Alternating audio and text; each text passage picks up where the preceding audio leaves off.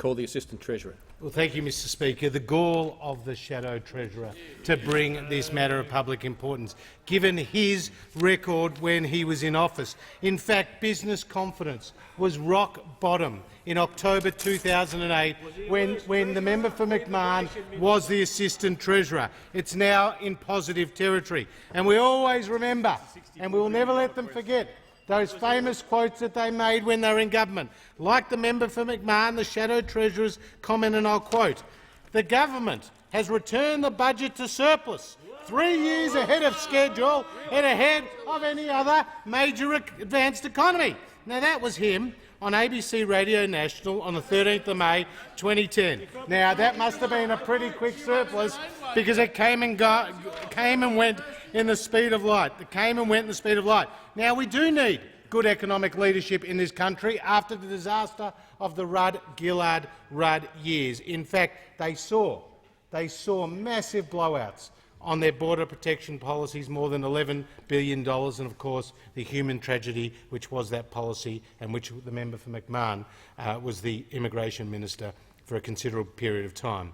They saw more than 20,000 regulations being created which strangled both big and small business alike. They saw more than $29 billion wasted on an NBN which became a bloated bureaucracy. They, of course, saw the wasted billions on the school halls and $2.8 billion on the pink bats, which tragically led to a loss of life. Who could forget the $900 cheques, the cash stimulus, which Labor pumped out to 27,000 people living overseas and to 21,000 people who were already deceased? And what about, of course, that press release that the member for McMahon rushed out before the last election, promising no superannuation changes for 5 years, but we know he was part of a government that brought 12 adverse changes to superannuation and an additional $9 billion worth of taxes. And of course, we know what they did to defence when they reduced defence spending to 1.56% of GDP, the lowest levels since 1938. And we also know that they rotated their ministers and their prime ministers. In their 6 years in government, 2 prime ministers, 3 deputy prime ministers, 5 ministers for regional development, 6 ministers for small business and 9 ministers for education. It sounds like a nursery rhyme, but it's not. It's actually the Labor Party's record in government. And that's why we need good economic leadership. Now, we need good economic leadership, and we've had that from the Treasurer and we've had that from the Prime Minister. And listen to what the Treasurer has helped overseen. The number of job advertisements in this country is now 16.2% higher than the level we inherited from Labor. Retail sales are 8.8% higher than we inherited in September 2013. Exports are now 11.4% higher than the level we inherited in September 2013. The number of residential dwellings under construction are 23% higher than when we came to government.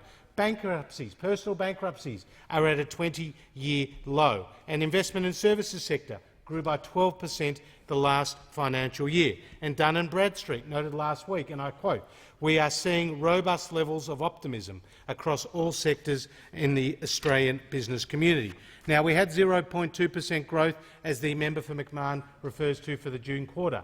This followed a 0.9% GDP growth in the March quarter, which was much higher than expectations and considerably higher than other G7 countries. And when you look at other resource-reliant nations, like both Canada as well as in Brazil, they've had consecutive quarters of negative economic growth. They've actually technically gone into recession, whereas in Australia we continue into our 25th year of economic growth. Now, our plan is much more than just paying back Labor's debt.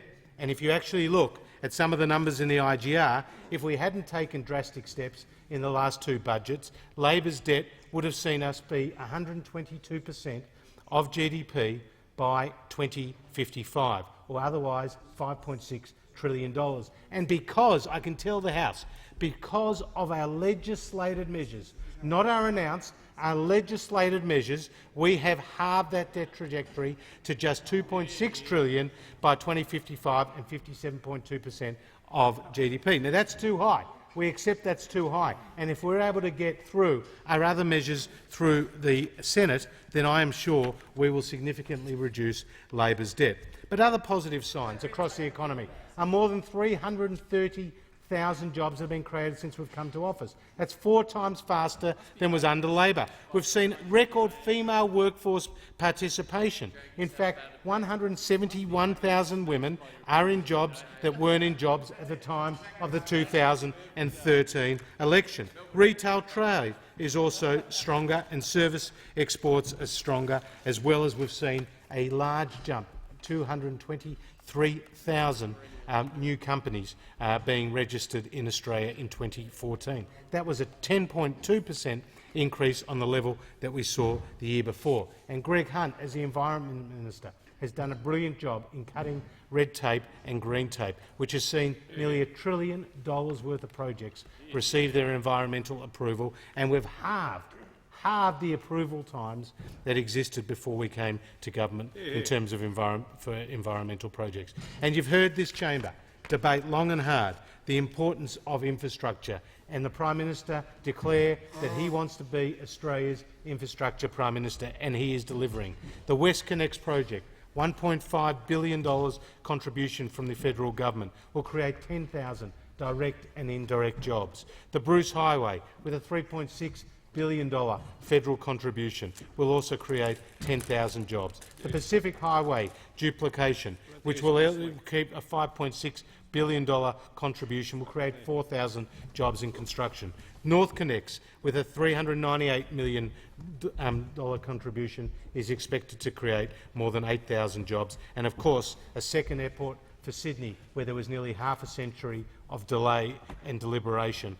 Now a decision has been taken by this government, and it's forecast to create 4,000 construction jobs and 35,000 jobs by 2035. But we all, of course, know about the infamous East-West Link, which was shovel-ready, going to create thousands of jobs.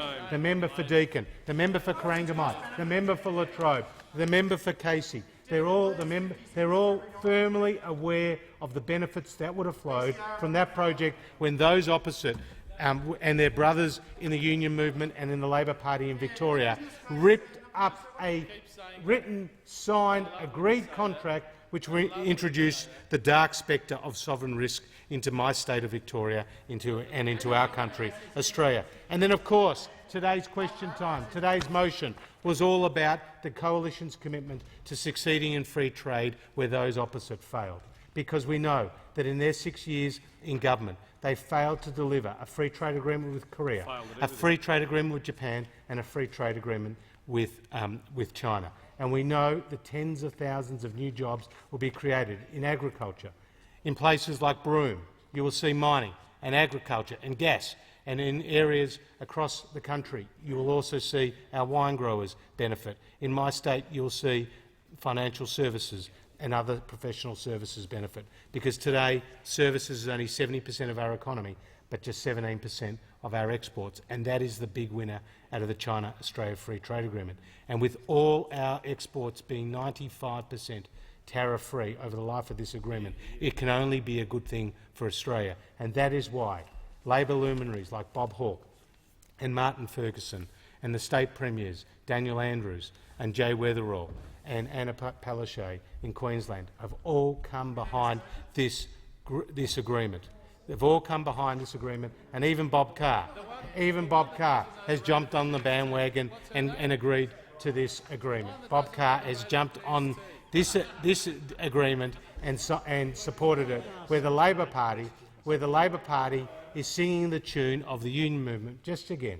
And as we heard today in question time, the Leader of the Opposition was opposed to the China-Australia Free Trade Agreement before negotiations even began, called it a rushed agreement 4 weeks after negotiations began, and continues to be an obstacle because he supports the union cause, not what is in the national interest. So, Mr Deputy Speaker, we have a very proud record. The Treasurer has led from the front. He's delivered a budget that has been well received by big business and small business, and which has created tens of thousands of new jobs across the economy. We have a Trade Minister in Andrew Robb who is delivering new agreements for us with important economies, and we have a Prime Minister whose leadership and commitment to jobs, to growth and to productivity is actually seeing the day, and this is a welcome relief after the disaster of Labor.